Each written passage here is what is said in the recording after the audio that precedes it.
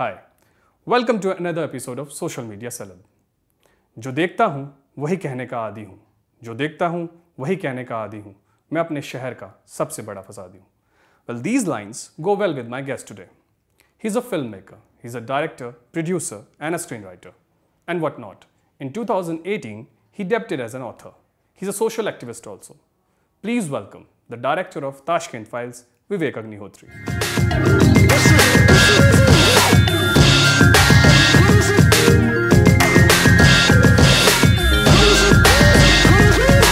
Hi Vivek, welcome to the show. Hello, कैसे हैं आप? बिल्कुल ठीक sir. Sir first of all congratulation for the movie. Thank you. बहुत अच्छा परफॉर्म कर रही है मूवी हमने। हाँ, ऐसा मैंने भी सुना है।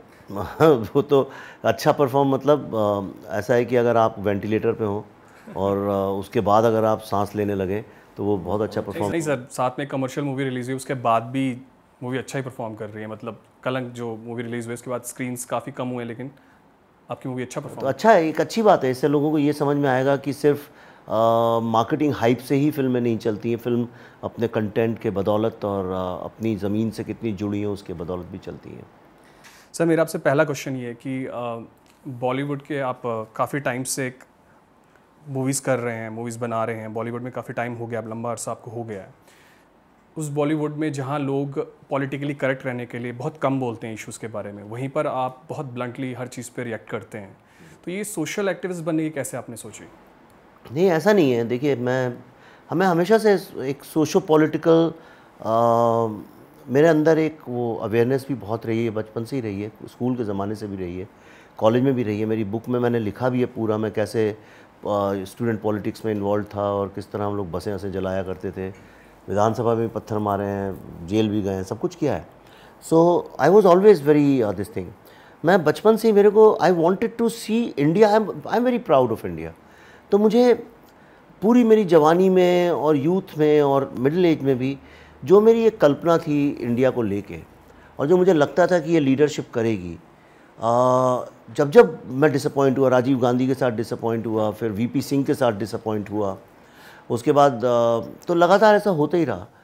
सो आई रियलाइज समवेयर कि ये इस कारण है कि हमारे यहाँ जो लोग इन्फ्लुएंस कर सकते हैं, जो लोग एक नैरेटिव के कोर्स को चेंज कर सकते हैं, वो लोग चुप बैठ जाते हैं। और सबसे बड़ा इस देश का प्रॉब्लम है कि हम चुप बैठते हैं। दूसरा, भारत की ऐसी तहजीब है कि बड़ों के बारे में कुछ नहीं बोलो, पब्लिक में किसी का नाम नहीं लो। इस कारण क्या है कि हम लोग नाम लेते हुए भी बहुत डरते हैं।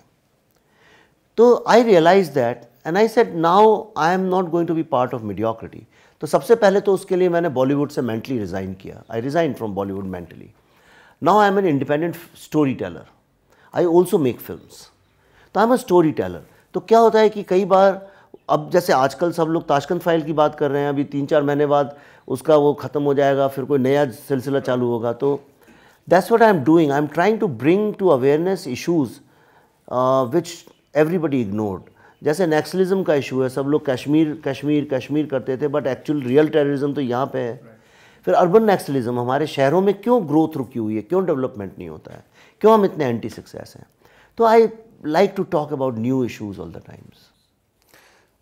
सर मैं इस मूवी के बारे में ये पूछना चाहूँगा कि ये टाइमिंग ऑफ द मूवी अगर देखा जाए तो इलेक्शन के अराउंड ये रिलीज़ हुई है, तो क्या ये माना जाए कि ये मूवी कुछ इन्फ्लुएंस करने के लिए इलेक्शन को कांग्रेस के अगेंस्ट ये बनाई गई है जानबूझ के, ये आपका ये ड्रीम था इस मूवी को बनाने का?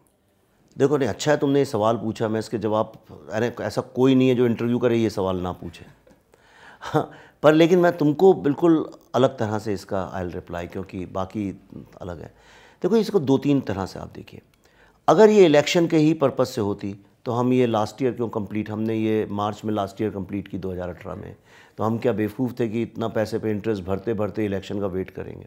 और अगर ये सही था कि इलेक्शन का वेट कर रहे थे, तो हम लोग 11 तारीख को इलेक्शन हुआ तो 12 को क्यों रिलीज़ किया हमने, एक दिन बाद क्यों किया, राइट? तो वो गलत बात है। वो ऐसा नहीं है। फिल्म इसलिए नहीं रिलीज़ हो रही थी क्योंकि बॉलीवुड में सबका कहना था कि भाई इस फिल्म को कोई देखेगा नहीं, किसको शास्त्री जैसे बोरिंग आदमी में इंटरेस्ट है, आज का यूथ जानता नहीं इसके बारे में। तो वही एक स्लॉट मिला। और तीसरी चीज़ जो लोग नहीं समझते हैं कि फिल्म का जो रिलीज़ है वो एक प्रोड्यूसर के हाथ में नहीं होता है। ये जो डिस्ट्रीब्यूशन चेन एक तरह का, ये भी माफिया ही है। ओके ये मोनोपोलिस्टिक माफिया है और इनसे सब रॉनी स्क्रूवाला भी अभी लड़ाई लड़ रहे हैं, बड़े बड़े प्रोड्यूसर्स आए, उनने लड़ाई लड़ी है, यश जी ने लड़ी है, अजय देवगन ने लड़ी है, सब ने लड़ी है, कौन नहीं है जिसने नहीं लड़ी है। लेकिन इनका एक अपना बहुत स्ट्रॉन्ग कॉटरी है, इनका एक माफिया है, इनका भी अपना एक इकोसिस्टम है, ये भी एक तरह के लटियंस हैं। तो वो स्लॉट ही नहीं था कोई, तो हमारे पास सिर्फ 5 दिन की विंडो थी रिलीज करने की। हाँ, वो 12 से लेकर 17 तक, 17 को कलंक आ रही थी जी। वो तो पता नहीं क्या ईश्वर की कुछ ऐसी लीला हुई, शास्त्री जी का आशीर्वाद था या वाकई में अच्छी फिल्म बन गई, गलती से हमसे क्या हो गया पता नहीं, कि कलंक चली नहीं और हमारी फिल्म ने एक अपवर्ड ग्राफ पकड़ा और धीरे धीरे वर्ड ऑफ माउथ से बात बढ़ती गई, क्योंकि हमने एडवर्टाइज तो कुछ किया नहीं था, लोगों को यही नहीं पता था ये फिल्म आ रही है। तो सब लोग इंडस्ट्री में हक्के बक्के रह गए, ये फिल्म कब आई, कौन सी फिल्म है, क्या है, शास्त्री जी कौन शास्त्री, अरे शास्त्री पे भी। अब वही लोग जो हैं मुझे फ़ोन करते हैं और कहते हैं यू आर राइट कि तुमने किया। तो इसका उससे कुछ लेना देना नहीं था। अब मैं आपको उसका दूसरा जवाब भी देता हूँ, समझिए अगर अच्छा लेना देना था, लेट्स हाइपोथेटिकली समझ लीजिए, तो उसमें क्या गलत बात है ना। मैं हमेशा बोलता हूँ कि सलमान खान की भी तो अभी एक भारत नाम की फिल्म ईद पे आ रही है, और ईद पे भाई की फिल्म और ईद के साथ उसे जोड़ना, वो भी तो एक तरह का रिलीजियस एक्सप्लॉयटेशन है इमोशंस का। अक्षय कुमार अपनी फिल्म सोल 15 अगस्त और 26 जनवरी को रिलीज़ करते हैं, वो भी तो पेट्रियाटिज़म के साथ जोड़ते हैं उसको और खेलते हैं। हर आदमी कोशिश करता है, फैमिली ओरिएंटेड फिल्में दिवाली में क्यों आती हैं, तो हर आदमी कोशिश करता है, क्योंकि उस वक्त में मीडिया का माइंड शेयर मिल जाए, लोगों का माइंड शेयर मिलता है, मीडिया उस तरह की चर्चाएं होती हैं, तो आप रेलेवेंट हो जाते हैं, और कुछ नहीं होता है। तो ऐसा है, कहीं ना कहीं हर आदमी चाहता है कि इतनी मेहनत की है तो सक्सेस मिलनी चाहिए, चाहे वक्त कोई भी हो। हाँ, और क्या सक्सेस, एक तो मुझे सबसे बड़ा प्रॉब्लम है इस देश में मार्केटिंग को बुरा माना जाता है। कहते हैं ये मार्केटिंग कर रहे हैं अपनी फिल्म की, अरे भाई अपनी फिल्म की मार्केटिंग नहीं करूँगा तो आपकी फिल्म की करूँगा, किसकी करूँगा। तो मार्केटिंग करना तो एक अच्छी बात है, बिना मार्केटिंग के दुनिया चल ही नहीं सकती, आप कुछ खरीद ही नहीं पाएंगे, आपको यही नहीं पता चलेगा क्या अच्छा है क्या बुरी बात है। अगर हम वैल्यू सिस्टम की बात करें तो वैल्यूज़ को भी तो मार्केट करना पड़ता है। तो marketing is a good thing as long as you are not marketing cocaine, it's a good thing. आपने एक टर्म कॉइन की थी अर्बन नक्सल, और 2018 में किताब भी आई थी उसके ऊपर। फिर आपने एक सोशल मीडिया कैंपेन भी चलाया था जिसमें आपने एक लिस्ट में काफ़ी लोगों को रखा था जो अलग अलग फील्ड से थे सोशल इस पे अर्बन नक्सल के ऊपर, और काफ़ी नेम आपने लोगों से कहा मुझे सजेस्ट करना इसके बारे में। कल एक इंसिडेंट हुआ है विस्तारा एयरलाइंस का, तो क्या वो भी इस लिस्ट में शामिल होते हैं? देखिए, कौन विस्तारा वाले? नहीं, विस्तारा नहीं होते इसलिए क्योंकि ये सब कमर्शियल एंटरप्राइज हैं, ये डर जाते हैं ये लोग बहुत जल्दी। जब कोई कहता है हम तुम्हें बॉयकॉट कर देंगे, ये कर देंगे, ये लोग डर जाते हैं, और वो एग्जेक्टिव्स को कुछ नॉलेज नहीं होती, तो वो डर के मारे, कल उन्होंने डिलीट किया ना वो फ़ोटो जो की, वो बहुत गलत काम किया। और कल सुबह ही मैं विस्तारा से आया, मैं जेट, इतने साल से जेट में ट्रैवल करता था, जेट बंद हो गई, तो मैं कल विस्तारा में आया, और उतरते वक्त मैं और पल्लवी जी दोनों थे, तो मैंने उनको बोला भी कैप्टन को और जो उनकी चीफ एयर स्टूवर्ड थी, मैंने कहा I am so impressed with your service, अब मैं विस्तारा में ही ट्रैवल करूँगा, तो get use to my face. बहुत देखोगे मैं 20-25 दिन तो ट्रैवल करता हूँ महीने में। और मैं नीचे उतरा और उसके बाद कार में जब होटल जा रहा था तो मैंने देखा ये एक कोई जर्नलिस्ट हैं, रोहिणी सिंह, रोहिणी सिंह या और किसी जर्नलिस्ट ने बोला ना कि आपने उनके बख्शी साहब की फ़ोटो डाली, अब मैं ट्रैवल ही नहीं करूँगी आपकी, और उनने शायद उसके बाद वो फ़ोटो डिलीट कर दी। बहुत ही निंदनीय और बहुत ही शर्मजनक ये उनने काम किया है। सो ये जो अर्बन नक्सल का आपका है, इसकी पीछे सोच क्या है? आप किस चीज़ को देख करके अर्बन नक्सल जो जी आप ये टर्म आपने कॉइन की है, इसके पीछे क्या आपका मुद्दा क्या है, सोच किस चीज़ क्या है? देखिए क्या है, आप ये देखिए कि सरकार कोई सी भी हो, शहर को डेवलप करने के लिए कुछ ना कुछ तो करती है, ऐसा नहीं है कि कोई सरकार करती नहीं है। किसी का इम्प्लीमेंटेशन ख़राब होगा पर काम सब करते हैं। फिर भी हमारे शहर जो हैं आप देखिए क्यों डेवलप नहीं होते हैं, क्यों लोग सक्सेस नहीं होती है, क्यों हम लोग हमेशा ये कास्ट की बातों में अटके रहते हैं, हम कभी पॉजिटिव फॉरवर्ड लुकिंग कंट्री क्यों नहीं बन पाते हैं। उसके पीछे एक सोच है पूरी जो कि नक्सलिस्ट मॉइस्ट सोच से प्रभावित है। ये एक आम तौर पे माना जाता है, पर मैंने जब शोध किया, व्हेन आई रिसर्च्ड, तो ये समझ में आया कि सिर्फ ऐसा नहीं है, ये लोग फंडेड भी हैं। ये लोग जो हैं, ऐसा कई बार लगता है कि ऐसी एक सोच है, एक आइडियोलॉजी को लेकर चलते हैं, पर ऐसा नहीं है। ये लोग पूरी तरह से फंडेड हैं। आप ये देखिए कि जो लोग छोटी सी बात पे जाते हैं सुप्रीम कोर्ट में पीआई लेके, पैसे लगते हैं ना उसमें, फ्री में तो होता नहीं है। कौन है ये लोग, कहाँ से लाते हैं पैसा, कौन देता है इनको पैसे? ये लोग जो लाल रंग के टोपी और लाल पजामा कुर्ता पहन के अपने को फार्मर बोलते हैं और शहरों में आते हैं प्रोटेस्ट करने, कौन देता? आपने कभी अपनी ज़िंदगी में देखा है ऐसा कोई फार्मर जो लाल कपड़े पहनता हो? तो मतलब किसी पार्टी के हैं, काडर के हैं, कौन लाता है इनको, कौन देता है पैसा? आप कितने सारे देखिए जो लोग आपको दिखेंगे एक्टिविस्ट बोलते हैं, कोई जॉब नहीं करते, कुछ नहीं करते, कैसे सर्वाइव करते हैं ये लोग, राइट? क्या कारण है कि कुछ मीडिया वालों की करोड़ों करोड़ों रुपए की कोठियाँ हैं और फार्म हाउसेज हैं छतरपुर में, और मैंने तो सुना कुछ लोग के रिजॉर्ट्स भी हैं गोवा में या हिमाचल में। कहाँ से लाते हैं इतना पैसा? एक पत्रकार इतना पैसा कैसे कमा सकता है, राइट? इतनी एक्सपोनेंशियल ग्रोथ किसी की तभी हो सकती है जब या तो वो ड्रग्स का धंधा करता हो या फिर वो पावर ब्रोकर हो। हमारे देश में क्या हुआ है कि नक्सलिज्म और मॉइज्म को मीडिया में कुछ करप्ट लोगों ने मीडिया जानबूझ के साइड ट्रैक कर दिया, किनारे छोड़ दिया, उसके बारे में कोई बात ही नहीं करता। कश्मीर कश्मीर कश्मीर हम लोग करते रहते हैं, लेकिन इसलिए कर दिया उसको कि चाइना हमारे साथ एक प्रॉक्सी वॉर लड़ रहा है, विच इज़ कॉल्ड नक्सलिज्म और मॉइज्म। ये पिछले 50 साल से 1962 के बाद उनने कहा कि अब जो है ओवर्ट वॉर नहीं करेंगे तो कोवर्ट वॉर चल रहा है। और ये लोग जो हैं एक्सटॉर्शन से पैसा लेते हैं बच्चों से, गरीबों से, आदिवासियों से, और वो जो पैसा है वो करीब 11-12 हज़ार करोड़ रुपए से भी ज़्यादा की तादाद में एक्सटॉर्शन मनी से आता है। ट्रक ड्राइवर से, सब्जी बेचने वालों से, तेंदुए पत्ते बेचने वालों से। और वो जो पैसा है वो शहर में हर समय एक प्रोटेस्ट के लिए, क्योस के लिए, लीगल हर्डल्स के लिए, इस तरह से कोई भी चीज़ जिसके कारण कि देश की प्रगति ना हो और हमारी जो ग्रोथ स्टोरी है वो डिरेल हो जाए, उसमें ये यूज़ होता है। और इस पैसे से फ्रंट ऑर्गेनाइजेशंस हैं जो कि कल्चर में, लिटरेचर में, आर्ट में, फ़िलॉसफी में, मीडिया में, एकेडमिया में, हर जगह फैली हुई हैं।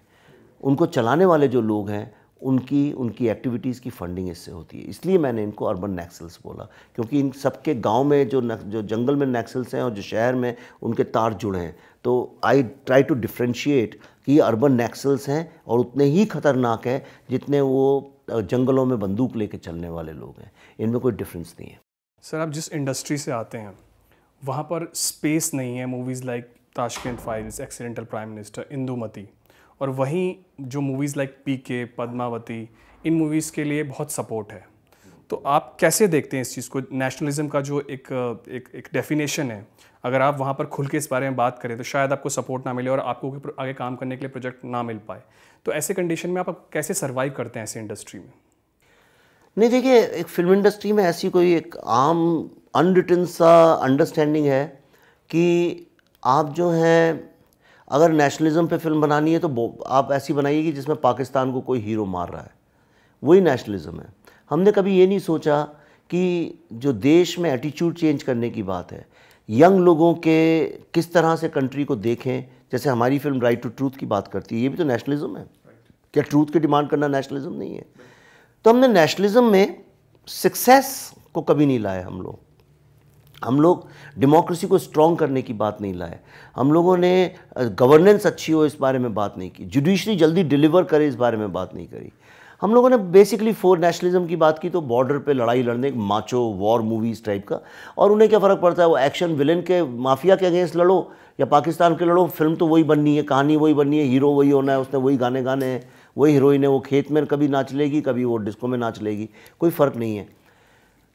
पर जब लीडरशिप मीडियोक्रिटी को प्रमोट करती है, जो कि हमारे देश में इंदिरा गांधी के वक्त के बाद से आप देखिए पूरा मीडियोकर लीडरशिप रही है। मीडियोकर लीडरशिप जो है वो मीडियोक्रिटी को बहुत प्रमोट करती है और टैलेंट का विनाश करती है। फिल्म इंडस्ट्री उससे बच नहीं सकती।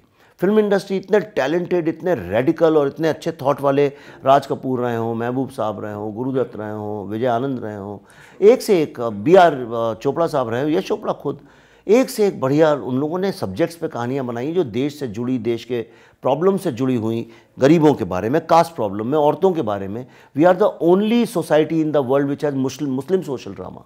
आप बताइए, हमें कौन टॉलरेंस की और डाइवर्सिटी की बात सिखाएगा? आप वर्ल्ड में कहीं हैं, अमेरिका में बनाते हैं Muslim social drama? Do they make Jew social drama? Right, नहीं बनाते हैं ना। हम बनाते हैं। क्या वो ब्लैक सोशल ड्रामा बनाते? नहीं, हम बनाते हैं। वो हमारा एक जॉनरा रहा है हमेशा से। हम लोगों ने बहुत काम किया, ऐसा नहीं, हमारा देश बहुत अच्छा है। पर जब से ये राजीव गांधी का पूरा पीरियड चालू हुआ, तब से ये हमारा 80s मिड 80s के बाद आप देखिए ये साउथ इंडियन डबल मीनिंग फिल्में, माइंडलेस कॉमेडी एक जॉनरा हमने क्रिएट किया। What is mindless comedy? Mindless comedy का मतलब ये है कि आप अज्यूम कर रहे हैं कि व्यूअर के पास दिमाग नहीं है। और मैंने जब से फिल्म इंडस्ट्री ज्वाइन की है, बड़े से बड़े दिग्गजों से मैंने बात करता हूँ, सबका यही जब शुरू करते हैं फिल्म, एक इस एजम्पशन के साथ करते हैं कि ऑडियंस इज़ इडियट। इनको नॉट इडियट, इनको बेवकूफ़ बनाया जा सकता है, इनको मैनिपुलेट किया जा सकता है। इसीलिए मैंने जब बुद्धा है ना ट्रैफिक जैम बनाई तो वो आप देखिए बिल्कुल कहीं ऑडियंस को अंडर एस्टिमेट नहीं करती है, पर वो फिल्म इतनी चली भी नहीं और किसी को वो भी नहीं हुआ। सब्जेक्ट और कंटेंट वाली मूवीज इस फिल्म के साथ भी यही हुआ। आप देखिए सबका यही कहना है कि this is the first time a film has challenged our intellect, right. मैं ये बिलीव करता हूँ कि आपको लोगों के इमोशन को चैलेंज करना चाहिए, पर लोगों के इंटेलेक्ट को भी चैलेंज करना चाहिए। आप वो नहीं करेंगे तो you are not making a good movie. पर हमने सिर्फ मीडियोक्रिटी को प्रमोट किया है बॉलीवुड में। मैं जनरली कह रहा हूँ, ऐसा नहीं कि कभी अच्छी फिल्में नहीं बनती हैं इस पार्क में। सर, अगर एक वेटरन और सीजन जर्नलिस्ट अपने स्टूडियो में बैठ के एक आर्टिस्ट को जो अपनी मूवी प्रमोशन के लिए जाता है भक्त बुलाता है तो वो उसका जर्नलिज्म है। लेकिन अगर उसी सीजन वेटरन जर्नलिस्ट को सोशल मीडिया पे कोई उसकी सेलेक्टिव रिपोर्टिंग को कोई क्वेश्चन करता है तो वो उसको ट्रोल बोलते हैं। आप इस चीज़ से कैसे डील करते हैं, क्योंकि आप बहुत ज़्यादा सोशल मीडिया में एक्टिव, अगर आपको कोई ट्रोल बोलता है तो how do you take it? नहीं, तो मैं तो उसी तरह से डील करता हूँ। कई बार लोग जो हैं आपको बोल देंगे आप भक्त हैं, तो मैं कहता हूँ भक्ति तो ह्यूमन अकॉम्प्लिशमेंट का सबसे ऊपर ट्रेट है, टॉप पे। भक्ति के बाद तो ईश्वर में ही लीन हो जाता है आदमी, तो मैं तो हंसी मजाक में निकाल देता हूँ। लेकिन जब कोई मुझ पर डायरेक्ट अटैक करता है तो मैं try to talk to him, engage with him. पर प्रॉब्लम क्या है, मैंने ये देखा, देखिए लिबरलिज्म की बात आती है, मुझसे लिबरल तो बहुत कम लोग आपको इस दुनिया में मिलेंगे। मैं तो इस लेवल का लिबरल हूँ, आप कल्पना नहीं कर सकते, कैमरे में नहीं बता सकता हूँ। मैं तो बहुत ही एक्सट्रीम लेवल का लिबरल हूँ। लेकिन जो पॉलिटिकल लिबरल वर्ड है, जो अब्यूज वर्ड है, वो मैं नहीं अडॉप्ट करता हूँ। और यही इनका मुझसे प्रॉब्लम है, क्योंकि ये जानते हैं मैं लिबरल हूँ और फिर भी लिबरल वर्ड अपने साथ नहीं जोड़ता हूँ। ऐसे जैसे कि कोई आप दिल्ली में रहते हैं और कहें मैं दिल्ली वाला नहीं हूँ, और जैसे मैं कहता हूँ मैं बॉलीवुड से रिज़ाइन कर दिया है, तो ये इन लोगों को बहुत अखरता है। इनको समझ में नहीं आता है मैं बोलना क्या चाह रहा हूँ। तो ये जैसे आप पत्रकारों की बात करते हैं, ये मैं आपको नाम लेके बताता हूँ, बरखा दत्त। इनकी शिकायत ये रहती है कि जब ये टफ क्वेश्चन पूछती हैं तो लोग भाग जाते हैं जनरली। यही श्री राजदीप सरदेसाई की भी शिकायत रहती है कि कोई टफ क्वेश्चन पूछने नहीं देते हैं। मैंने उनको 50 जगह इंटरव्यू लेते देखा, मैंने उन्हें कभी टफ क्वेश्चन पूछते ही नहीं देखा। वो सिर्फ एक ही आदमी से टफ क्वेश्चन पूछना चाहते हैं, किसी और से नहीं। मैंने एक बार उनसे टफ क्वेश्चन पूछे कुछ एक, जो कि एकदम टेक्निकल टफ क्वेश्चंस थे, टफ भी नहीं थे, टेक्निकल क्वेश्चंस थे, तो उनने मुझे ब्लॉक कर दिया। बरखा दत्त ने एक शो में बैठ के मेरे बारे में झूठ बोला, सरासर झूठ बोला उनने, यानी सिर्फ मेरे को डिफेम करने के लिए, मुझे रिडिक्यूल करने के लिए, क्योंकि डायरेक्टली तो बोल नहीं सकती हैं, गिल्टी पार्टी हैं, क्या बोलेंगी मुझसे, मैं तो नहीं उनसे मॉरली कम हूँ, तो वो बोल नहीं पाई।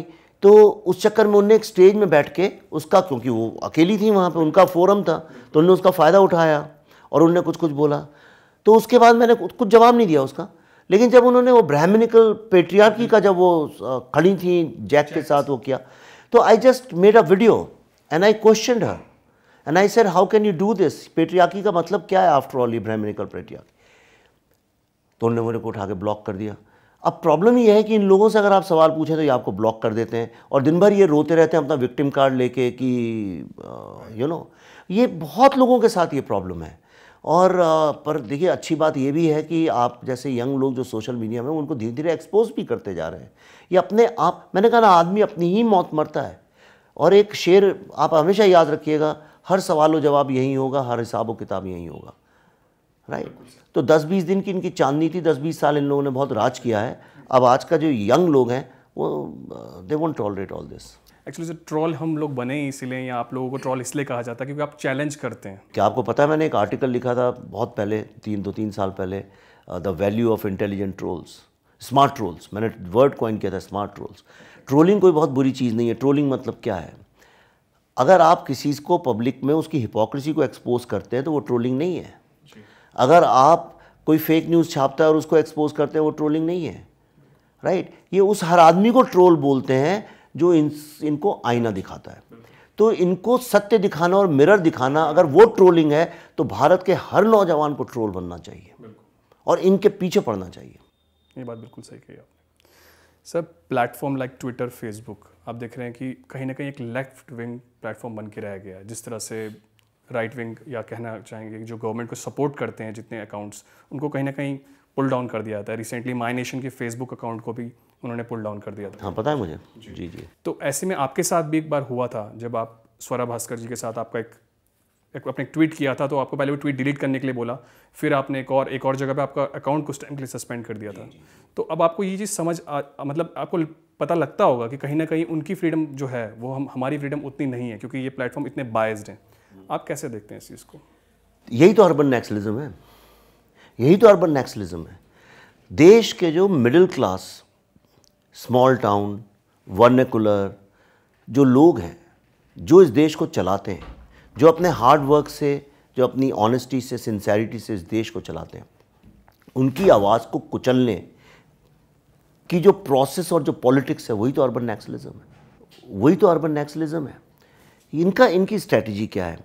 आप जैसे अगर आप आए हैं कानपुर से या मेरठ से, विशाखापट्टनम से, तो आपका एम्बिशन ये होगा जनरली कि देश की जो आवाज़ है, देश ताकतवर बने, ये बने। देश ताकतवर बन गया तो ये लोग क्या करेंगे? एक यूटोपियन समाज की कल्पना करना, उसको एक नेशनल नैरेटिव में इंट्रोड्यूस कर देना, और हर समय ये बोलते रहना कि भाई जो दूसरा पक्ष है उसमें कोई इंटेलेक्चुअल्स नहीं है, वो कुछ जानते नहीं हैं, वो लिबरल नहीं है, वो डिवाइसिव हैं, वो जो हैं हेट पैदा करते हैं। तो मैं आपसे सबसे पहले एक सवाल ये पूछता हूँ कि ट्विटर जो मीडियम क्रिएट किया गया है, वो उससे बड़ा डिवाइसिव मीडियम कौन है वर्ल्ड में? राइट। वो तो नेचर से ही डिवाइसिव है, डिवाइड करता है लोगों को। ये जो रात को 9 बजे प्राइम टाइम में बैठते हैं, कैसे इंट्रोड्यूस करते हैं? आज हम इस विषय पर डिस्कस करेंगे और इस विषय के पक्ष में ये लोग हैं, इस विषय के विपक्ष में ये लोग हैं। आपने वहीं स्टेज डिवाइड कर दिया। आपने कभी ऐसे आदमी को बैठाते हैं जो कहते हैं भाई ना ये पक्ष में ना विपक्ष में, ये रीजनिंग और रैशनैलिटी की बात करेगा। आप भी वो नहीं है, खुद भी आप वो नहीं है। आप देखिए ना, आप कोई भी शो देख लीजिए किसी भी चैनल पे, जैसे ही एंकर का जो खुद का पर्सनल व्यू है उसके अगेंस्ट कोई कुछ बोलने लगेगा, वो उसको चुप करा देगा। उनको सपोर्ट के व्यू में बोलेगा तो उनको बैठाल देगा। राइट। तो ये जो मीडियम है, सबसे अच्छी बात यह है कि बिकॉज ऑफ सोशल मीडिया, देखिए मीडिया इसलिए था ताकि वो डेमोक्रेसी को चेक में रखे। राइट। आज सोशल मीडिया जो है वो मीडिया को चेक में रखे, ये ऐसा हो गया है। बहुत सही, it's a failure of media. जी, आपने बहुत अच्छे से डिफाइन किया चीज़ को।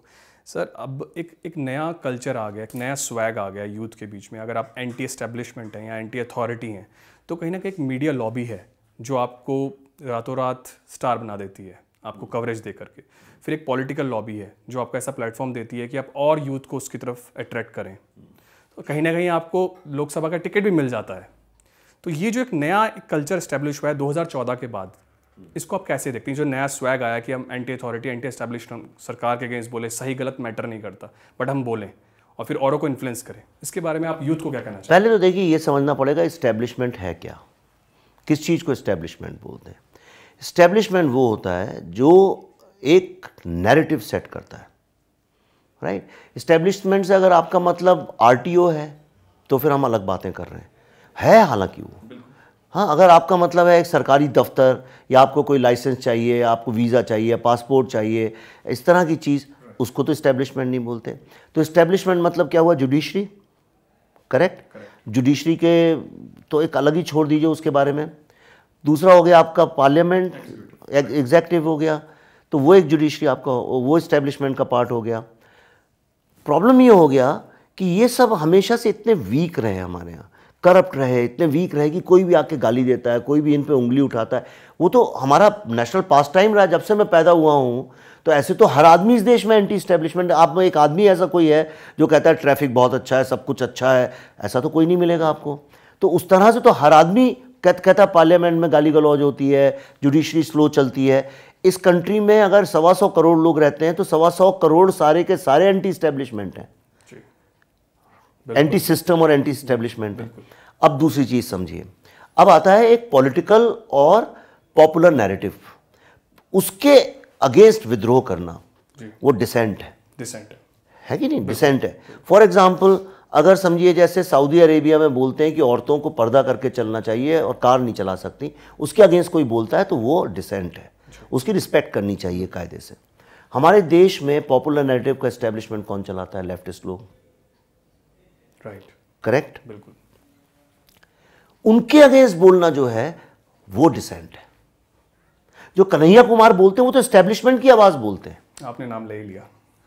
नहीं, नाम लेने में क्या हर्ज है, वो तो पॉलिटिक्स में, देखिए अगर सिर्फ स्टूडेंट होते तो अलग बात है, अब तो पॉलिटिक्स में, तो वो जो बोलते हैं वो डिसेंट है।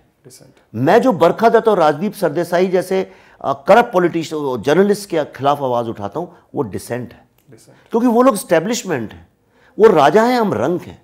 उनके पास टीवी चैनल्स हैं प्रोपेगेंडा करने के लिए, और वो प्रोपेगेंडिस्ट हैं, और उनके पास करोड़ों रुपए की प्रॉपर्टीज हैं, उनके पास मसल है, उनके पास पावर है। विवेक अग्निहोत्री जैसे आदमी को एक सेकंड में कुचल सकते हैं वो लोग। ताकत वो है, ताकत हम नहीं है। हम उनके खिलाफ अगर आवाज उठाते हैं तो वो डिसेंट है। पर वो कौन, जो एस्टेब्लिशमेंट में जो राजा हैं, जो बैठे हुए हैं, वो कहते हैं कि हम जो हैं वो हम एस्टेब्लिशमेंट है। मुझे समझ में ही नहीं आता कैसी मूर्खता भरी बात करते हैं। तो इस देश में ये अजीब सी एक डेफिनेशन है, मैंने तो पहली बार देखी है। मीडिया के खिलाफ आवाज, अगर अंबानी के खिलाफ आवाज उठाना एंटी एस्टेब्लिशमेंट वॉइस हो सकती है। जो 24 घंटे ये लोग गालियां देते रहते हैं अंबानी को, किसी की औकात नहीं है जो जाके तेल निकाले समुद्र में से या बनाए पॉलिएस्टर। अगर वो डिसेंट है तो मेरे ख्याल से ये राजदीप सरदेसाई, बरखा दत्त, मैं सिर्फ एज अ मेटाफर यूज़ कर रहा हूँ, कहीं वो ये ना समझ लें कि मैं उनको कुछ वो करना चाहता हूँ, क्योंकि वैसे इतना ये सब लोग जैसे स्वरा भास्कर हैं, वो क्या बात करती हैं? राइट, क्या बात कर रही हैं वो लोग? आदिवासियों का नक्सल लोग जो हैं उनका शोषण करते हैं। तो बस्तर में कौन हुआ एस्टेब्लिशमेंट? नक्सल लोग हो गए वहां पे। तो वही उन्हीं के कोर्ट चलते हैं, उन्हीं की सरकार चलती है, उन्हीं की बंदूकें चलती हैं, वो एस्टेब्लिशमेंट है। वो करती हैं नक्सल्स को सपोर्ट, और मैं करता हूं गरीब आदिवासियों को सपोर्ट। अब आप बताइए कौन प्रो एस्टेब्लिशमेंट है और कौन एंटी एस्टेब्लिशमेंट है? एंटी एस्टेब्लिशमेंट सिर्फ सरकार नहीं होती है। बॉलीवुड में फॉर एग्जाम्पल, बॉलीवुड में एक बड़े स्टार की चमचागिरी करना, वो प्रो एस्टेब्लिशमेंट है कि एंटी एस्टेब्लिशमेंट है? आप ही बताइए, क्या है वो? एंटी नहीं, बड़े स्टार की चमचागिरी करना, एक बड़ा जो स्टार है उसकी चमचागिरी करना तो प्रो एस्टेब्लिशमेंट हो गया, क्योंकि एस्टेब्लिशमेंट तो वहां पे बड़े स्टार्स हैं 3-4। बिल्कुल। स्वरा भास्कर जो इतनी बातें करती हैं तो वही तो बड़े बड़े स्टार्स के आगे पीछे घूमती रहती हैं। और मैं बॉलीवुड में सबसे लात खाता हूं, गाली खाता हूं, मेरे को इतना सब बोलते हैं, आइसोलेट करते हैं, और मैं उनसे अलग हूं, अपनी अलग से इंडिपेंडेंट फिल्में बनाता हूं जो जैसे तैसे रिलीज होती हैं। अब आप बताइए एंटी एस्टेब्लिशमेंट कौन है, प्रो एस्टेब्लिशमेंट कौन है? तो असली लेफ्टिस्ट कौन हुआ? मैं हुआ ना। ये तो सब राइटिस्ट है। तो ये अजीब सी उल्टी सुल्टी, ये इनकी स्टाइल है। राइट, कॉन्सेप्ट्स को घुमा फिरा के ऊट पटांग बना देना और एस्टेब्लिशमेंट में शामिल हो जाना और करप्शन के जरिए रईस बन जाना, और उसके बाद गरीब लोगों को ये बताना कि तुम सब जो तुम गाय खाते हो इसलिए गौ भक्त हो, इसलिए तुम गलत आदमी हो। तो फिर मैं कहता हूं फिर माओ की भक्ति करना भी गलत बात है। उससे तो अच्छा गाय की भक्ति करना है जो किसी का मारती नहीं, किसी का बुरा नहीं करती। Have you understood what I am saying?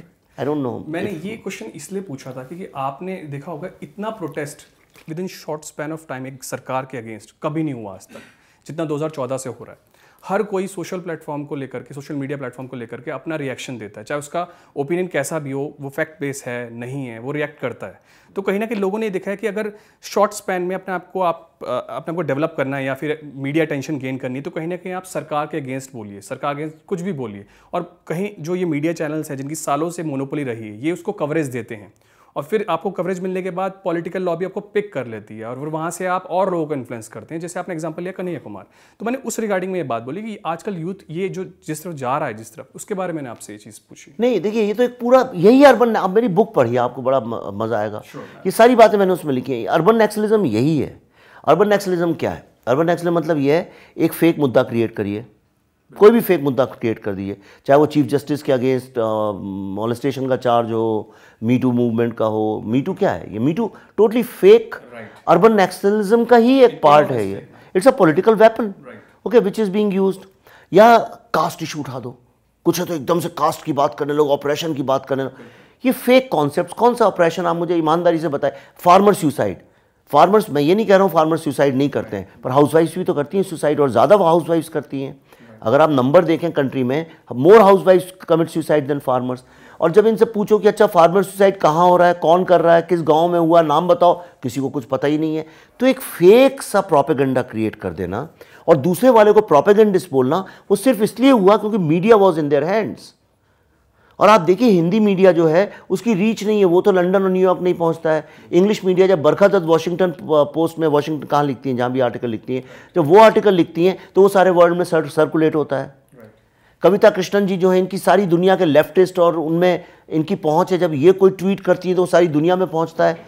और सबको लिंचिंग की बात कोई मुझसे, अभी मैं नेशनल कॉलेज में था 2 दिन पहले, लिंचिंग का एक लड़की ने सवाल उठाया।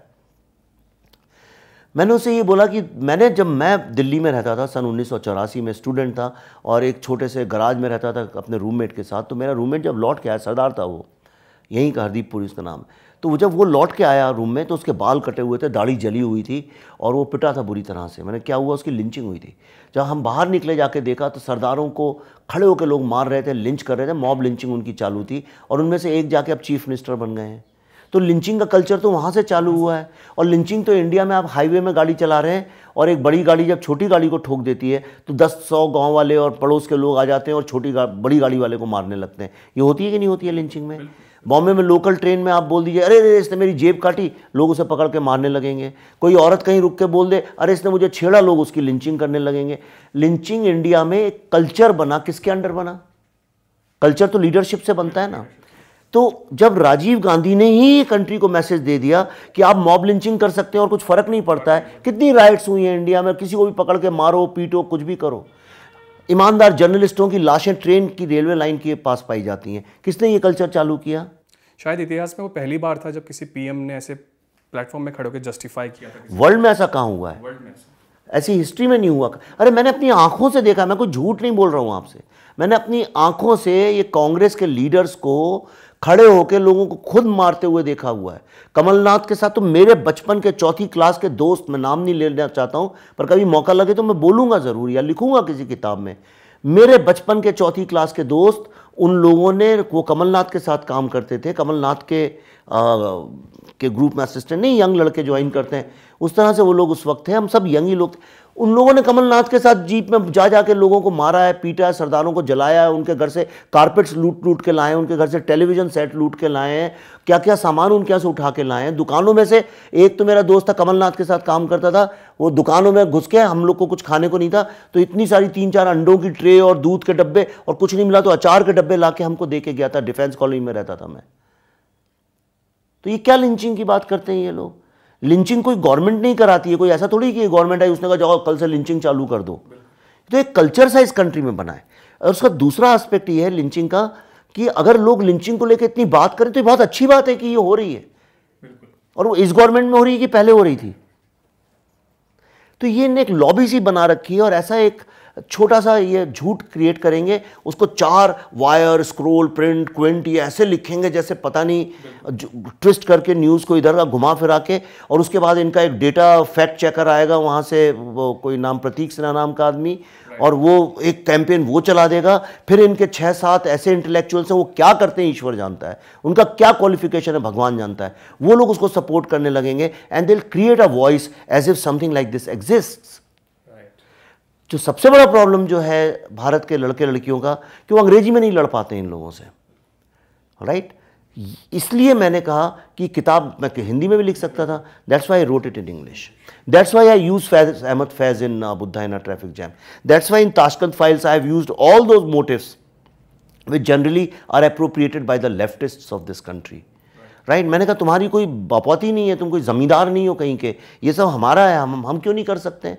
क्यों नहीं मैं फैज़ को यूज़ कर सकता हूँ अपनी कहानी में, राइट?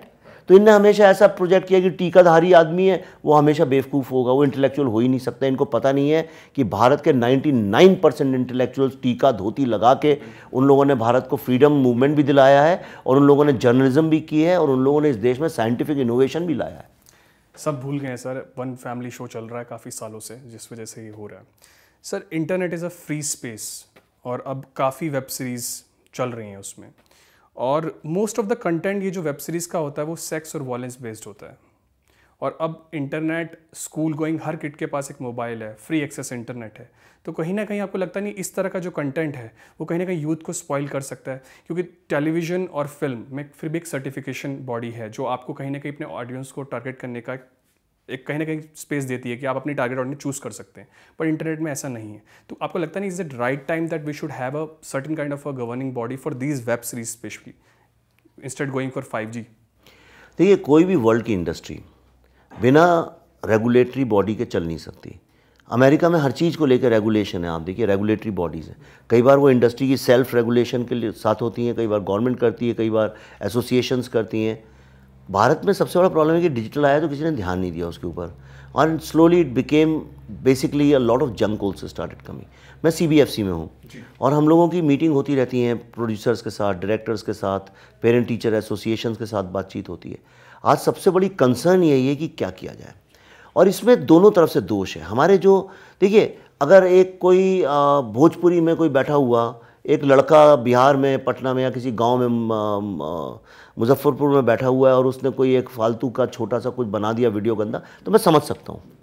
लेकिन भारत के जो टॉप प्रोड्यूसर्स हैं और डायरेक्टर्स हैं, जब उनको मौका लगता है कि भाई पहली बार भारत का कोई वेब सीरीज़ बन रही है, तो मुझे ये नहीं समझ में आता है कि वो एक भारत से जुड़ी हुई कहानी जो कि भारत के कल्चर में इनग्रेन्ड है। मेरा मतलब ये नहीं कि आप टैगोर बनाने लगे या प्रेमचंद बनाने लगे। आज की कहानी बनाई है ना, क्यों नहीं बना सकते? आज की कहानी बनाई है, कितने हज़ारों मुद्दे हैं, नहीं तो इतनी बुक्स हैं, लिटरेचर है, उसके ऊपर बनाइए। पर आपने जब पहली बनाई तो वो गाली गलौज, सेक्स, ये वो परवर्जन, जिसमें कि मेकर्स का ही परवर्जन दिख रहा था, आपने वो बना दी। अब दैट बिकेम अ स्टैंडर्ड। लोगों ने कहा शायद यही चलता है, तो हर आदमी वही बनाने की कोशिश कर रहा है। आप देखिए, एक दो जो सबसे पॉपुलर, सबसे ज़्यादा बात जिन वेब सीरीज़ की अगर उनकी बात, वो क्यों पॉपुलर है? पूछे कहानी क्या, किसी को नहीं पता। अरे उसमें ये सेक्स सीन दिखाया था, उसमें इतनी गाली थी, वो उसमें वो भैया का कैरेक्टर था, वो 24 घंटे गालियाँ ही देता था, राइट? तो ये इस तरह से ये करते हैं। अब इसमें होगा क्या? यही मीडियम अगर ढंग से लोगों ने हैंडल किया होता तो कोई सेंसरशिप की बात नहीं उठती, कोई रेगुलेशन की बात नहीं उठती। अब क्या है, इतना ज़्यादा पेरेंट्स की तरफ से प्रेशर है। आप देखिए, तो अगली गवर्नमेंट आएगी, पक्का 1 साल के अंदर वो करेगी, और आप ये भी देखिएगा उसको लेके भी बहुत बड़ा विद्रोह खड़ा होगा, और कोई ये जानने की कोशिश भी नहीं करेगा कि that regulation is going to be forced by the parent teacher association, not neither by left wing nor by right wing। कोई नहीं, उसमें गवर्नमेंट भी इन्वॉल्व नहीं होगी, पर वो आप देखिएगा होगा। और ये लोग इतना कहेंगे कि हमारी फ्रीडम ले ली, छीन ली, ये कर ली। फ्रीडम नहीं छीन ली, पर भाई ट्रैफिक भी चलता है सड़क पे, तो रेगुलेट होता है कि नहीं होता है? कि डेमोक्रेसी का मतलब है आप कुछ भी कर सकते हैं, कहीं करंट भी जाता है तो वो रेगुलेट होता है, हर चीज़ रेगुलेट होती है। आपके बॉडी में ब्लड भी रेगुलेटेड है, आप फ्री पर्सन है ना, हर चीज़ रेगुलेटेड है। आप कैसे लिखते हैं, पढ़ते हैं, तो एक रेगुलेशन तो होना चाहिए। अगर एक नदी रास्ते पे नहीं बहेगी तो बाढ़ आ जाएगा, फिर गांव के गांव डूब जाएंगे। तो वो पूरी की पूरी बात है। आई पर्सनली थिंक जो वेब सीरीज़ हम इंटरनेशनली शोकेस होती हैं, इतनी अच्छी अपॉर्चुनिटी है इंडिया को शोकेस करने की, which we fail to do.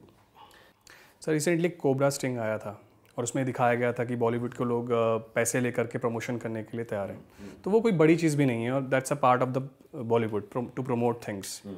लेकिन अभी अराउंड 900 थिएटर आर्टिस्ट ने गैंग्ड अप होकर पब्लिक प्लेटफॉर्म में एक एप्लीकेशन साइन किया to not vote for Modi government. 600 theatre artist. तो कहीं ना कहीं आपको ये लगता नहीं कि अब ये भी पेड हो सकता है? जब पहले उन्हीं वही लोग कह रहे थे कि जो भी सपोर्ट करता है पैसे लेके सरकार का सपोर्ट करता है, तो क्या इस चीज़ को ना समझा जाए?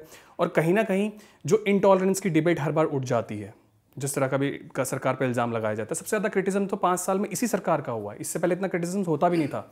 अगर इमरजेंसी के टाइम को हम कंसिडर किया जाए, उसके बाद देखा जाए अब तक, तो आपका क्या कहना है इस बारे में? देखिए, जो 600 लोगों ने साइन किया है थिएटर आर्टिस्ट ने, उसमें मेरी जो सबसे बड़ी आपत्ति है वो ये है कि उनने थिएटर आर्टिस्ट वर्ड यूज़ किया है। ओके, उन्होंने थिएटर आर्टिस्ट ऐसा लोगों को गुमराह करने के लिए यूज़ किया है जैसे कि थिएटर आर्टिस्ट को इंटेलेक्चुअल लोग होते हैं और औरों से ज़्यादा अच्छा जानते हैं। अगर वो कहते हैं कि आज 600 citizens of India do not want you to vote for that party, I would have understood that. पर उन लोगों ने अपने प्रोफेशन को इस तरह से यूज़ किया जैसे थिएटर आर्टिस्ट कुछ ऐसी चीज़ जानते हैं जो आम आदमी जानता नहीं है, या ये ज़्यादा इंटेलिजेंट हैं, या ये लोग ज़्यादा डेमोक्रेसी समझते हैं, या इन लोगों को मोरालिटी इनकी ज़्यादा अच्छी है, right? That's what I am against. और उनमें से आधे से अधिक तो हैं भी नहीं थिएटर आर्टिस्ट। ऐसे तो इंडिया में हर बच्चा स्कूल में थिएटर करता है, तो हर कोई थिएटर आर्टिस्ट, जिनने 20-20 साल से थिएटर नहीं छुआ वो भी उसमें साइन कर रहे हैं अपने को थिएटर आर्टिस्ट बोल रहे हैं, राइट। तो ये तो देखिए पॉलिटिक्स है। दूसरी बात, अगर उन्हें ये बोला होता कि इस बार आप इसको नहीं, वो क्या बोलते हैं, आप जो है करप्शन के अगेंस्ट वोट करिए, इन चीज़ों के अगेंस्ट वोट करिए, मैं समझ सकता था। इशू बेस्ड आप राइट आइडियोलॉजी को चाहे लेफ्ट आइडियोलॉजी को कोई प्रॉब्लम नहीं है, पर ये इतने हिपोक्रेट लोग हैं, ये कहते हैं don't vote against BJP, which what does that mean, that you won't for someone who is not BJP. इसका मतलब यही हो गया ना। तो कौन है वो? उत्तर प्रदेश में बीएसपी, एसपी, कांग्रेस, महागठबंधन हो गया, बाकी स्टेट्स में कांग्रेस हो गया, नेशनल लेवल में देखा जाए तो कांग्रेस। तो मतलब वो कह रहे हैं कि आप जो है नरेंद्र मोदी की बीजेपी को नहीं करिए, राहुल गांधी की कांग्रेस को करिए। तो फिर कांग्रेस के वर्कर्स हुए वो लोग, बिल्कुल, राइट। जब आपको चॉइस है, आप अगर समझिए आपका बच्चा कहता है कि मैं ये हरे रंग का लूँ या लाल रंग का लूँ, मुझे इन दो में से एक चूज़ करना है, तो आप कहते हैं देखो हरा तो भूल के नहीं छूना कभी अपनी ज़िंदगी में, तो आप यही तो कह रहे हैं लाल को दीजिए, आपकी बायस है लाल को लेके। तो अगर आपकी बायस है, आप खुल के क्यों नहीं बोलते हैं? आप किस चीज़ से डरते हैं? आप क्या एक चीज़ के अगेंस्ट ही हैं? आप हमेशा सिर्फ एंटी आइडियाज़ दिखाएंगे, आप ये नहीं बताएंगे कि क्या होना चाहिए। तो आप हमें पहले ये बताइए, अगर थिएटर आर्टिस्ट है, कि हम किसको चुनें। मैं उस आदमी को वोट देने को तैयार हूँ, अगर वो खुल के 600 लोग साइन करके बोलें कि इस आदमी को वोट दो, तो मैं एक बार को सोचने को तैयार हो जाऊँगा। तो ये फ्रॉड है, these people are, it's a bogus logic. ये कुछ नहीं है, मैं आपको बता रहा हूँ, ये 4-5 लोगों का फ्रस्ट्रेशन है, जो कि बाकी अपने असिस्टेंट्स और अपने से जूनियर लोगों को पकड़ के साइन कराते हैं। This 600 number means nothing. आप अगर कोई प्रोब करे, एक्चुअली किसी ने तो बोला भी था, मैंने तो ये साइन ही नहीं किया है। एक कोई गुजराती की कोई लेडी थी, आर्मी, नहीं गुजराती के उस एक जो फिल्म मेकर है, उनने बोला कि मैंने साइन ही नहीं किया। तो 600 में से आप देखिएगा 400-450 तो ऐसे ही आउट हो जाएंगे। बच्चे जो 150-200 होंगे, उनमें से आप देखिएगा कि अगर 200 हैं तो उनमें से 180 जो हैं वो आपको ये बोलेंगे कि भाई हमें तो इसने बोला था हमने कर दिया, उसने बोला था हमने कर दिया। और जो चलाने वाले उसमें से सिर्फ 8-10 नाम है, और वो सब नाम आप जानते हैं। इस पैक को लीड करने वाले वही लोग हैं जिनको इंटॉलरेंस और अवार्ड वापसी लगती थी। They tried all kinds of things. JNU they tried, award वापसी दे ट्राइड, गैया की बात they tried, lynching they tried everything. Pakistan also even. They supported Pakistan also. Sir, you are a fan of Narendra Modi. I'm not a fan. Okay. I'm not a fan. Fan का मतलब ये होता है कि कोई आदमी कुछ भी करे, हमें पता नहीं, हमें तो भैया शाहरुख भाई अच्छे लगते हैं। अब भाई लड़की को पीटें या शराब पी के गिर जाएं या फिर वो ब्लैक बक को मार डालें, हम भाई के फ़ैन हैं, वैसा नहीं है। I like mister Modi for what he is doing for the country. मेरा ये क्वेश्चन था कि what makes him as a global leader, और क्यों लोगों को वोट करना चाहिए as a matter of this person. मैं किसी से नहीं बोलता हूँ किसको किसके लिए वोट करना चाहिए। मेरे ख्याल से डेमोक्रेसी का जो सबसे पहला प्रिंसिपल ये है कि आप किसी को इन्फ्लुएंस नहीं करें किसी को वोट करने के लिए।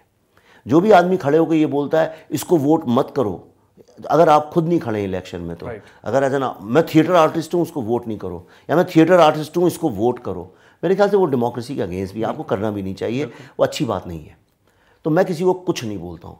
मैं मिस्टर नरेंद्र मोदी को 2014 में मैंने सपोर्ट किया था, और 2019 में भी मैं उनको सपोर्ट कर रहा हूँ, और उसका रीज़न सिर्फ इतना है, मेरा ऐसा बिलीफ है कि अगर इस कंट्री को सक्सेसफुल होना है, और जो कि होना चाहिए और जिससे हमें कोई रोक नहीं सकता, वो एफिशिएंसी, इनोवेशन, प्रोडक्टिविटी, इन चीज़ों से आएगा।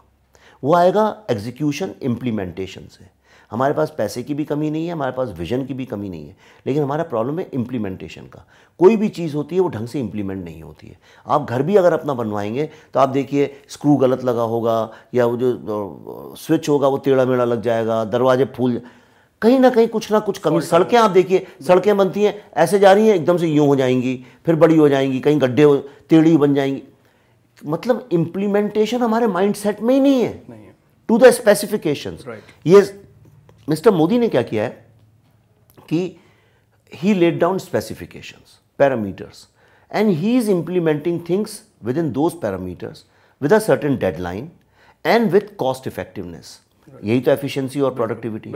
और दूसरे लेवल में जो शायद मीडिया कवर नहीं करता और लोगों को पता नहीं है कि the way he is promoting innovation in this country, अभी नहीं पता चल रहा आपको, आज से 3-4 entrepreneurship, innovation, startups, ये सब चीज़ें, ये सब सही चीज़ें हैं। डीमोनेटाइजेशन, लोग कितनी भी गाली दें उसको, हो सकता है वो सही हो गलत हो, मुझे उसमें नहीं पढ़ना चाहता हूँ, मैं इकोनॉमिस्ट नहीं हूँ, लेकिन history will know and history will register demonetisation has change the attitude of politicians, कि कुछ भी किया जा सकता है, इतनी बड़े चीज़ें भी की जा सकती हैं, you know, and that is a very good thing to take risk, to take this country forward properly. आप देखिए सफाई को लेकर नहीं बच्चों का एटीट्यूड चेंज हुआ, मेरे बच्चे नहीं, किसी के भी बच्चे हों स्कूल में, चाहे वो गांव में हो शहर में हो, आज बच्चे लोग माँ बाप को कचरा नहीं फेंकने देते। एटीट्यूड का चेंज हुआ है कि नहीं हुआ है? मैं IIT के डायरेक्टर से बात कर रहा था बॉम्बे के, और वो मुझसे कह रहे थे कि पहले करीब 85-90% जो स्टूडेंट्स थे वो फॉरेन के कैंपस इंटरव्यूज़ दिया करते थे, आज वो नंबर ड्रॉप होकर 50-55 पे आ गया है, right, which means so many young boys and girls don't want to go to US and UK। Similarly पहले जो थे उनके 85% 90% जो भी फिगर रहो, बट मेजॉरिटी में दे वर जॉब सीकर्स।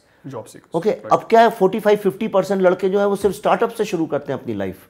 तो एटीट्यूड में चेंज हुआ है कि नहीं? मैं परसों एक कॉलेज में था, नेशनल कॉलेज में बॉम्बे में, और मैंने पूछा आप मुझे ईमानदारी से बताइए आप में से कितने लोग हैं जो एंटरप्रेन्योर बनना चाहते हैं? 100 out of 100 hands went up, 100%। और मैंने पूछा अब ये बताइए आप में से कितने लोग हैं जो फैमिली के प्रेशर से जॉब करेंगे? फिर 30-40 हाथ उन्हीं में से उठ गए। तो एंटरप्रेन्योर बनना चाहते हैं लेकिन उन्हें जॉब करना पड़ेगा। मैं जब बड़ा हो रहा था तो हम सोच भी नहीं सकते थे कि हम एंटरप्रेन्योर बन सकते हैं। ये जो एटीट्यूडनल चेंज है उसके लिए आई सपोर्ट मिस्टर मोदी। आपके आइडियाज़ बहुत क्लियर है और बहुत अच्छा आप जवाब देते हैं हर क्वेश्चन का। एक rapid fire, Vivek Agnihotri's role model.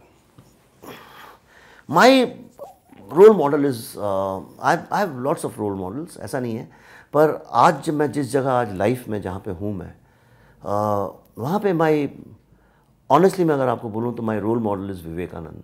अच्छा, Swami Vivek. Yeah, and I am highly influenced by Shri Aurobindo's writings. हो सकता है वो फेज चल रहा है मेरी लाइफ में, and this is about believing in Hindu civilisation and seeing a renaissance, and I believe that Indic renaissance is required. और इन दो लोगों ने उस रेनेसांस की बात की है बहुत डिटेल में। बिल्कुल। फिल्म मेकिंग, ट्विटर, पॉलिटिक्स और राइटिंग, अगर इसमें से किसी एक को छोड़ना पड़े तो? मैं राइटिंग को छोड़ कर सब छोड़ दूंगा।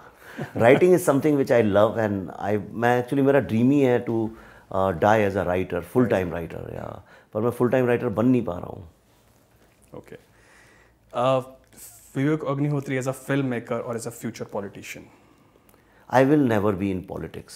This is something. Surprise. Yeah, I will never be inside politics. Okay. But I will be outside politics. Because outside politics I get freedom, I can judge better.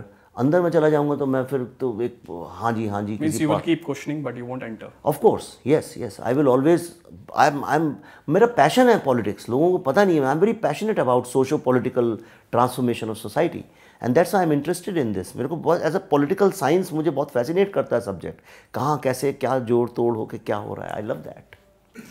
आपको एक मूवी नाम सजेस्ट करना है, मैं फॉलोइंग नेम्स लूंगा लोगों के, आपको अपने हिसाब से बताना है कि कौन सा मूवी नेम। आप तो करण जौहर की तरह सवाल पूछने लगे। आपको नाम सजेस्ट करना है फॉर द फॉलोइंग पीपल, जिनका नाम लूंगा, कोई एक मूवी नेम जो उनकी पर्सनैलिटी से सूट करती है, एज अ कैरेक्टर जो भी उनको सूट करता है। MS धोनी, विजय, सरदार पटेल, शान, नरेंद्र मोदी,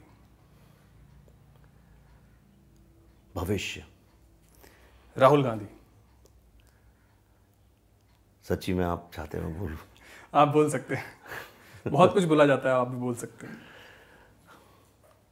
बाप नंबरी, बेटा 10 नंबरी। अरविंद केजरीवाल। नहीं, मैं इसलिए देखो कोई को बुरा ना लगे, मैं किसी की फीलिंग्स हर्ट नहीं करना चाहता हूँ, but I want this dynasty to go. मुझे बहुत पेन होता है दिल में बहुत। मैं अभी निकल रहा था, मैंने देखा वहाँ पे लिखा था भारतीय कांग्रेस पार्टी, और वहाँ पे 3 कटआउट्स लगे थे। सोनिया गांधी, यूपी की बात बता रहा हूँ, right, Sonia Gandhi, of course Rahul Gandhi and Priyanka Gandhi. मैंने इसमें राजीव गांधी क्यों नहीं है?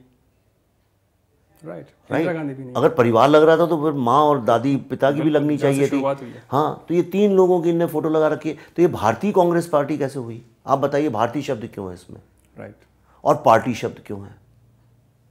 ये कोई पूछता है, ये है टफ क्वेश्चन। कभी जब उनने किया था सरदेसाई साहब ने सोनिया गांधी को, उन्होंने क्यों नहीं पूछी उनसे ये बात कि आप भारतीय कांग्रेस पार्टी बोलती हैं लेकिन भारत से आपका क्या लेना देना है? सर वैसे क्वेश्चन नहीं पूछे गए तभी तो आज हम प्रश्न पूछ रहे हैं। यार नहीं, सही है, चलो, तो दैट्स वाई, तो इस चक्कर में मैंने बोला। हाँ, अरविंद केजरीवाल, झूठा कहीं का, स्वरा भास्कर, खोई हुई आत्मा, परेशान आत्मा, ममता बनर्जी, क्रोधी, तनुश्री दत्ता, जीसस क्राइस्ट, प्रियंका ओ क्राइस्ट, ओ क्राइस्ट, प्रियंका गांधी, मैं कहाँ हूँ, सुषमा स्वराज, सुषमा स्वराज, कर्मठ। ये क्वेश्चन मेरा फेवरेट है, मैं सबसे पूछता हूँ ये क्वेश्चन। किसी भी फील्ड, देश की किसी भी फील्ड से कोई ऐसी वुमन जो आज देश को लीड कर सकती है एज अ प्राइम मिनिस्टर? देखिए, there are lots of people who are in the making undoubtedly, लेकिन देखिए इस देश को लीड करने का ये सवाल नहीं होना चाहिए कि कोई वुमन है कि मैन है। पहली बात तो जब मैं अंदर से ही बिलीव नहीं करता हूँ इस बात पे, ये बड़ा जेंडर को अपीज करने वाला ये है।